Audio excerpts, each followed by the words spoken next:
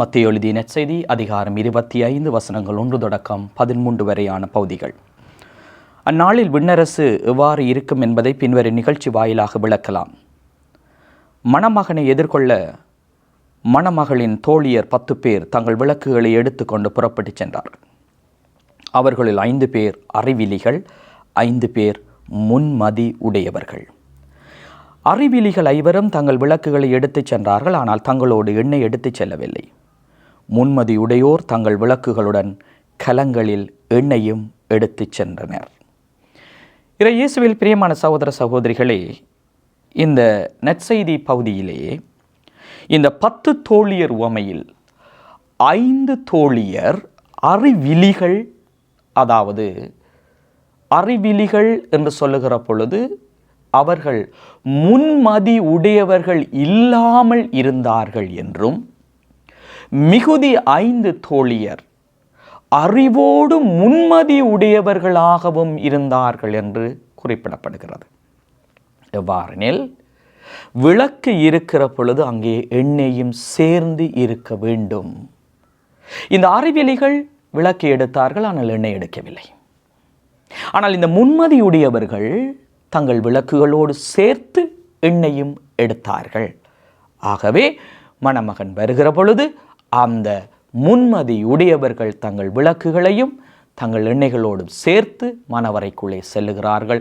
ஆனால் அறிவிலிகள் எண்ணெய் இல்லாததினால் திருப்பி அனுப்பப்படுகிறார்கள். பிரியமானவர்களே, இந்த நற்செய்தி பகுதியிலே அந்நாட்களில் விண்ணரசு எவ்வாறு இருக்கும் என்பதை பின்வரும் நிகழ்ச்சி வாயிலாக ஒப்பிடலாம் என்றுதான் இயேசு குறிப்பிடுகிறார். ஆகவே விண்ணரசுக்குள் நுழைவதற்கு நாங்கள் அறிவோடு முன்மதி உடைய மக்களாய் இருக்க வேண்டும். ஆகவே இங்கே விளக்குகள் எது, எண்ணெய் எது என்று பார்க்கிற பொழுது, அன்பார்ந்தவர்களே, நம்பிக்கை அல்லது விசுவாசத்தோடு சேர்ந்த செயல்பாடுகள் தான் அந்த எண்ணெயாய் இருக்கிறது. விசுவாசம் இருக்கிறது, விளக்கு இருக்கிறது, நம்பிக்கை இருக்கிறது. ஆனால் அங்கே எண்ணெயாகிய நல்ல செயல்கள், இறையாட்சிக்குரிய செயல்கள் இல்லை என்றால் எவ்வாறு கிறிஸ்தவ வாழ்வு வெளிச்சமாய் பிரகாசமாய் இருக்க முடியும்? ஏனெனில் விசுவாசம் இருக்கிறது, ஆனால் செயல் இல்லை என்றால் அது நொந்துவிடும். நம்பிக்கை இருக்கிறது, ஆனால் கிறிஸ்தவ வாழ்வின் அந்த இறையாட்சி விழுமியங்கள் இல்லை என்றால் அது இருளாய் மாறிவிடும்.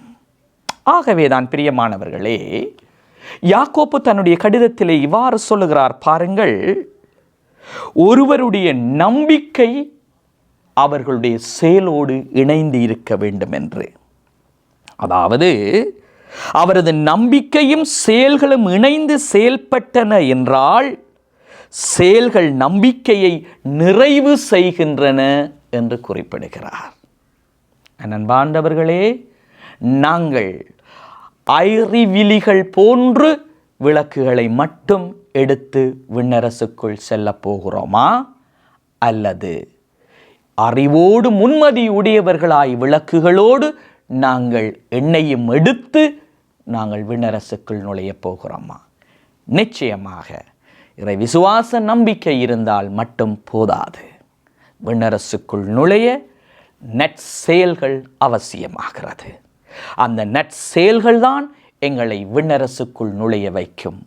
அந்த நற்செயல்கள் என்ன என்று ஆண்டவர் இயேசு எல்லா இடங்களிலும் குறிப்பிடுகிறார். அந்த செயல் என்னவென்றால், கடவுளை அன்பு செய்தல், பிறரை அன்பு செய்தல். கடவுளுக்குரியதை கடவுளுக்கும், மனிதருக்குரியதை மனிதருக்கும் கொடுத்தல். அதாவது இந்த உலகில் இயேசு ஆண்டவர் வாழ்ந்த வாழ்வுதான் கிறிஸ்தவ வாழ்வு. அதுதான் நற்செயல். இயேசுவை விசுவசித்தால் மட்டும் போதாது. அதை வாழ்வாய் மாற்றுகிற பொழுது விசுவாசமும் நம்பிக்கையும் இணைந்த செயலூக்கமுற்ற கிறிஸ்தவர்களாய் மாறுவோம். விண்ணகத்தை உரிமையாக்கிக் கொள்வோம். ஆமேன்.